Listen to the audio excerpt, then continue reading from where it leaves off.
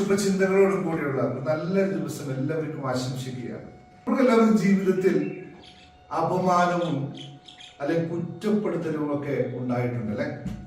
ഒന്ന് ഇത് അനുഭവിച്ചതെന്ന് കമന്റ് ചെയ്യണേ. അതാണ് ഒരു പ്രധാനപ്പെട്ട ഒരു കാര്യം നിങ്ങളെ ഓർമ്മിപ്പിക്കാൻ വേണ്ടിയാണ്. നമ്മളിപ്പോഴും മനസ്സൊരു വിസ്മയം എന്നാണ് പറയുക. അപ്പോൾ എന്തുകൊണ്ടാണ് നമുക്ക് അപമാനവും കുറ്റങ്ങൾപ്പെടുത്തലും ഒക്കെ സംഭവിക്കുന്നതെന്ന് നിങ്ങൾ ചിന്തിച്ചിട്ടുണ്ടോ? എങ്കിൽ വളരെ ലളിതമായി ഇതിന് ഉത്തരം പറഞ്ഞു തരാം. നിങ്ങൾ ആരും അതിനെപ്പറ്റി കൂടുതൽ വ്യഥനിക്കേണ്ടതില്ല.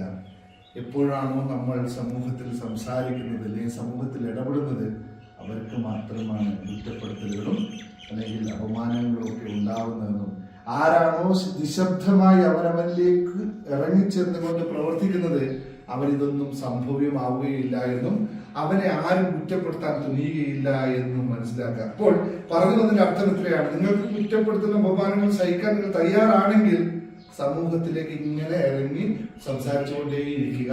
അല്ല, നിങ്ങൾക്ക് വിജയം മാത്രമാണ് ആഗ്രഹിക്കുന്നതെങ്കിൽ നിങ്ങൾ നിശബ്ദമായി അതിനുവേണ്ടി പ്രവർത്തിക്കുക എന്ന് മാത്രം ഓർമ്മിപ്പിക്കുന്നു.